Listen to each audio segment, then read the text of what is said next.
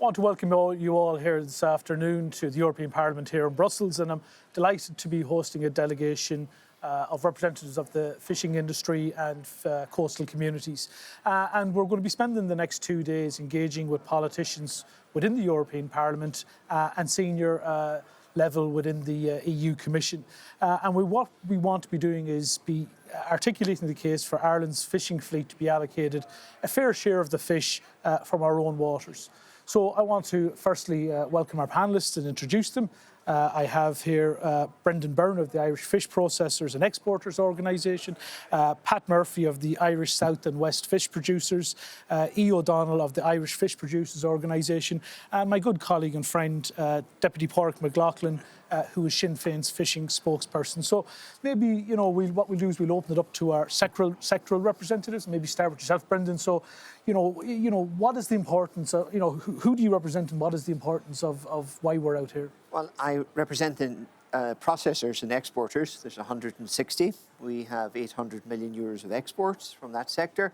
We employ 4,000 people directly and possibly 2,500 indirectly. It's a key part of the fishing industry in Ireland, and the last 2 years particularly have been challenging, coming as it is from the legacy of the unfair deal of the CFP. So there's a real level of frustration in the industry now, and we would like to acknowledge you yourself, Chris, for inviting us here today to bring our case directly to Brussels, which we are. And this is the first time in 22 years that there has been an all-of-industry delegation to Brussels, from the entire catching sector, from the inshore sector, from the islands, to the processing and exporting. So that's the significance of this event.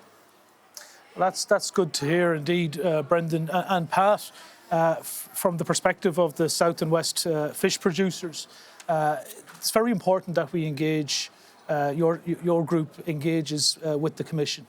Yeah, first of all, I'd like to echo the sentiments that Brendan has expressed. This is a very important mission, and we will call it a mission to come to Brussels to put our point of view across to the decision makers and the Commission. So we are appreciative to both yourself and Pádraig for allowing us to come here and meet those decision makers, and it's very important because at this moment in our history, our industry is on its knees. We were hit with COVID. We lost 25% of our fish, both quota and non-quota species, from our boats. So we're struggling, and we really are struggling. And there are plenty of reports out there, Chris, that says we're struggling. So it's not just coming from the industry that we're saying we have a problem here. It's acknowledged. There's money being allocated to Ireland. We get 1/5 of the BAR fund to deal with the aftermath of Brexit, and that is unprecedented when we see that amount of money coming to our small country above every other country in Europe. So that tells the tale in itself that we really are in trouble. And look, we represent boats from 7 metres, 20-foot punts, up to 34 metres that travel all over the globe in Europe, down to the Bay of Biscay, up to Norway, hundreds and hundreds of miles trying to prosecute their fishery. And yet we at home in our own waters only get around 15% of the fish that's in our own waters. And we have a document here, a fact sheet from the department saying that it's around 19%. We think that there might be a bit more once the landings into other ports are taken into consideration. So we're at a juncture in our history, in our fishing industry, that I've seen in my short lifetime, where there was 30 boats inside in the small village where I fished from. It's down to 3 or 4 now. And if we don't do something radical and change and review the common fishery policy that is fair to all the countries in this shared resource, it is a shared resource, and we're only looking for a share just to keep our fleet viable. So this is really, really important to be here and talk to the decision makers to get that point across. And we heard from Brendan earlier saying that this is probably the first time we've seen all interests within the fishing sector coming together on a delegation out here. Like, from your point of view, is that important? Yeah, Chris. Well, first of all, to thank you both for bringing us here. It's really good to have this chance. I think it's basically a first for a united front. Basically, the catching sector and the processing sector here beside me, we've come together to decide on what the priorities are in terms of the fishing sector. We are at a major crossroads as to where the industry is going. We don't have enough emphasis on the development of the industry. It's a major employer of up to 16,000 people coastwide. It's really, really important to the socio-economic development of coastal communities. The resilience of the coastal communities depend to a very large extent on seafood and the blue economy. And it's not getting enough attention. We're controlled by or regulated by a common fisheries policy. A key pillar of that is a socio-economic pillar, which is aimed at maintaining economic development and resilience in coastal communities. And essentially that's failing us. So we're here to try and get a level playing field, because a level playing field is all of what Europe's about. To try and get a better transfer of quotas from Europe back to Ireland. We don't have what we should have. And worse still, as part of Brexit, we had a disproportionate transfer of quota from Ireland to the UK. And we haven't really been compensated. And it's affecting us job-wise, local economy-wise, service industries. So we are at a critical phase. And we do need the support of the likes of yourselves to try and address these issues and bring a voice here to Europe so that Europe and the Commission and the Parliament understand what the issues are to the Irish economy arising from where we're at. So it's a great, great opportunity for us to do that. And thank you for the three of you for your input. It's critically important from my point of view as an MEP, but coming from a region, and I know we're talking about coastal communities all across the 26 counties, but predominantly that's the west of Ireland is what we're talking about. And, you know, as you said, the impact on regions that are already suffering from regional imbalances is very, very important. Pádraig, from your viewpoint as you know, somebody who's engaged with politics and you're the Sinn Féin spokesperson on fisheries, you know, when you hear the comments and, you know, from our three other panellists here, you know, it's probably to some extent it's just echoing what you very much know already. Yeah, I have to say I'm really pleased that we have such a strong delegation. We have 6 national fishing organisations that are represented. We have 2 co-ops from North Donegal, Foyle, and then Galway and Arran. So this is a really powerful delegation. It's a united voice, an industry uniting, asking for a fair share of the fish from our own waters and putting forward proposals that are not about a full renegotiation of the common fisheries policy, but measures that can be taken without doing that are about fairness. So for me, it's about taking the message directly to the top decision makers in the European Commission, Chris, taking it to the members of the European Parliament on the Fisheries Committee and just making it clear, like, you know, nowhere else in Europe would be asked or expected to tolerate what we've been tolerating for too long, which is not getting a fair share of the fish in this immense resource, you know, one of the richest fisheries, not just in Europe, but certainly in Europe, but the world. I mean, this is a tremendous national resource, and you have that all around you, staring out at you, and we are decommissioning more and more of our boats. It's a mortal sin. And what we're asking for is the European Commission officials to listen, to understand the facts about what's actually happening, how it flies in the face of their own principles, their own objectives in the common fisheries policy, and to do what's right and fair by Ireland. Nothing more, nothing less. So it's a powerful delegation. I'm proud to be here to witness it. It's their delegation, it's their voice, it's a united voice, and hopefully it's the start of a reversal of what's been going on for too long. And I just want to touch on it. Look, there is the potential that Sinn Féin could be in government or leading government at some time in the near future. So keeping your political hat in your head, if you happen to be that person who was sitting in the seat in regards to the ministry relating to fisheries, what would you be doing differently at a state level back home in Ireland? Yeah, I think the first thing is that our Department of the Marine needs to be a department for the Marine. It needs to stand up for Irish national interests in partnership with our European partners. I mean, Brexit put a focus on the importance of the European Union to the island of Ireland, to our economy. And we value that, but we need to be in a partnership that's about respect, mutual respect. And I feel strongly, actually, that those in decision-making in the European Commission and the European Parliament haven't heard the full facts about what's actually been happening in Ireland and how it actually undermines and betrays the principles that they stand for in the European Commission and European Parliament. So for me, it's about changing the direction. It's about clearly saying to the Department of Marine, you need to get your act together, you need to stand up for Irish national interests, you need to engage robustly, and you need to continue to engage until this is turned around, that we start to reverse the decline. We put more vessels back in the water to fish sustainably, and to give future generations, in coastal communities, a future in terms of fishing and indeed fish processing. So we have the catchers and we have the processors on this delegation, and it's the full package that we want for all of us. And I think maybe it was yourself, Pádraig, that referenced that, the common fisheries policy is we have to work within that framework and to be realistic about it, because it takes many years of renegotiation for when the new one comes in. But what we're coming here is because quite often these people are coming and identifying what the problems are. Yes. But you're coming with suggestions of solutions. So maybe if I take it, Brendan, like what kind of things would you be hoping to proactively and positively put towards politicians and the Commission? The reality, the majority of the problems facing the Irish fishing industry, there's ready-made solutions there within the existing framework of the common fisheries policy. If you look at, for example, the amount of on-caught quota right across Europe, it's multiples of what we have as a national quota. So what we're asking the Commission here is to look creatively at that. And the irony, Chris, is all this fish is being caught in Irish waters. It's been caught in the waters around our island. And here it is, uncaught. It's quota that could be attributed to any other member state. They don't catch it because they have sufficient amount of quota. They have surplus quota.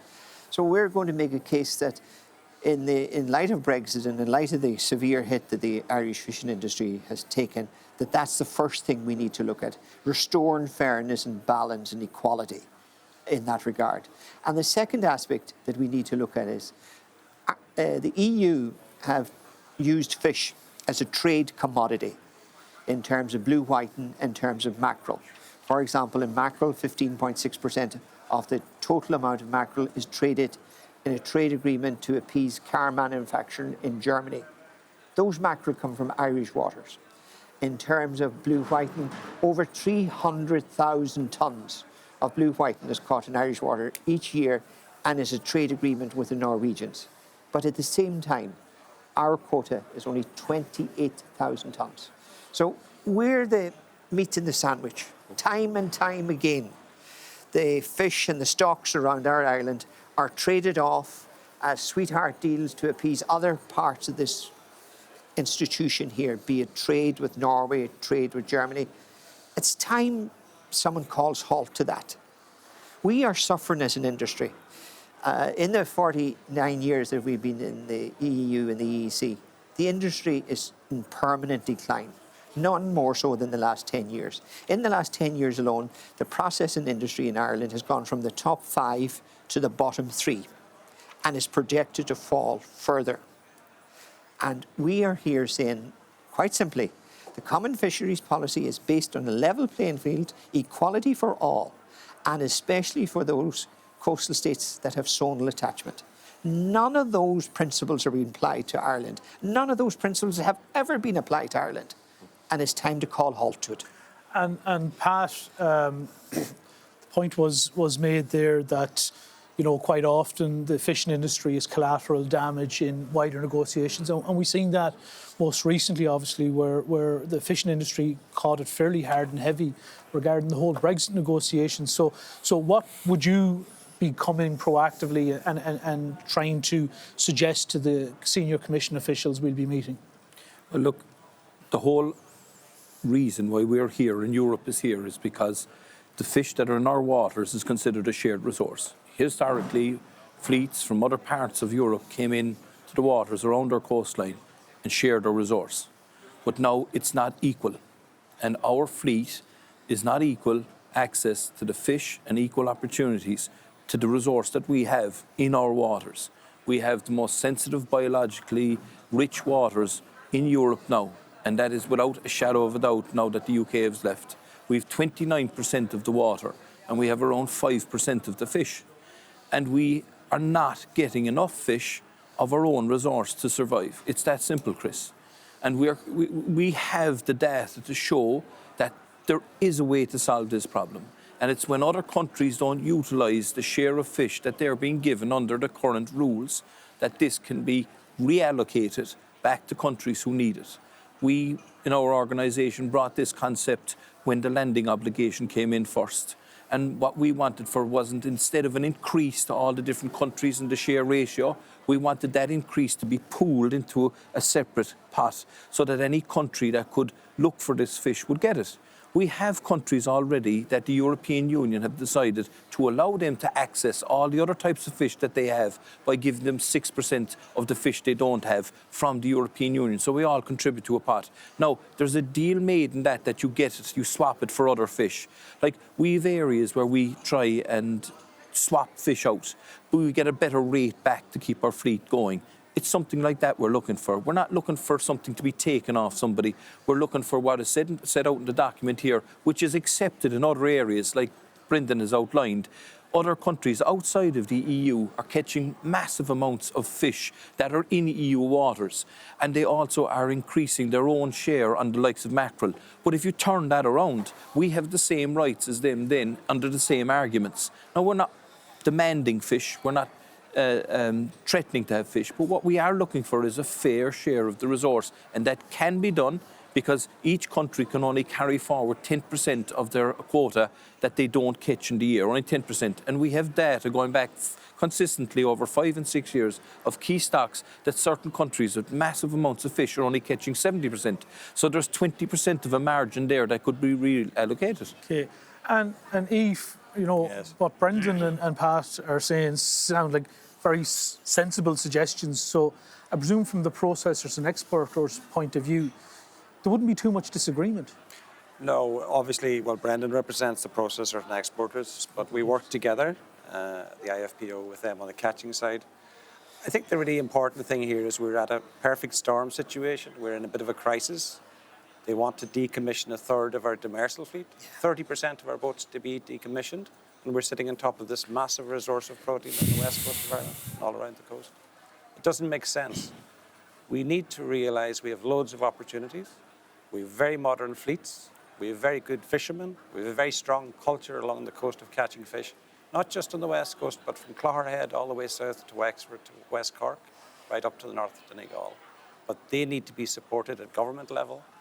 We need to go out there and push for a better allocation of stocks within our own economic zone. We need to have an access to stocks of bluefin tuna that are coming to our coasts now. The Japanese sail all the way from Japan to catch this and catch 3,500 to 4,000 tonnes per year. We can't catch 1 tonne. It's ridiculous. We need common sense approach. We need a commitment from the government. We need a commitment from our department officials to help us to continue to develop what is already a very significant industry, but it needs to be recognised. And thank you for that. And Pádraig, as we come near the conclusion of our information kind of chat here, very quickly, you know, what if there was one or two things the government at home can do right now to at least ease the pressure that's on the fishing sector at the minute, what would you suggest? Well, what's really powerful about this delegation is this is the fishing industry from all around Ireland uniting together. Yes. And this is what their call is, and this is their proposals. And what I would like to see is our government backing those proposals. These aren't Sinn Féin's proposals. This is coming from the fishing industry. This is their delegation. This is their their request, their call for fairness. It's entirely reasonable. What you see here doesn't require years of renegotiation, tussles and tugs with member states. This is about fairness. It's in line with the principles of the Common Fisheries Policy. So I would be expecting our minister and our department officials to back this, to come in behind it, and to fight for it at European level. That's what I expect. Nothing more, nothing less. Okay, thanks for that, Pádraig. And just in conclusion, to thank Pat, to thank Brendan, to thank E, thank yourself, Pádraig, for joining us, for your content and your input. And as has been said, you're just representatives of indeed a wider delegation that we have out here. And as has been said at the outset, I think, Pádraig, you said it, is We're only facilitating. Yeah. It's your voice that needs to be heard, and the common sense proposals that you're putting forward. I can commit myself and Pádraig to robustly defend and articulate the needs of fishing and coastal communities as we work together, because they're needed now more than ever. So again, thank you. I'm hoping that the next 2 days are successful. If you don't mind, I want to make a point now on behalf of the industry.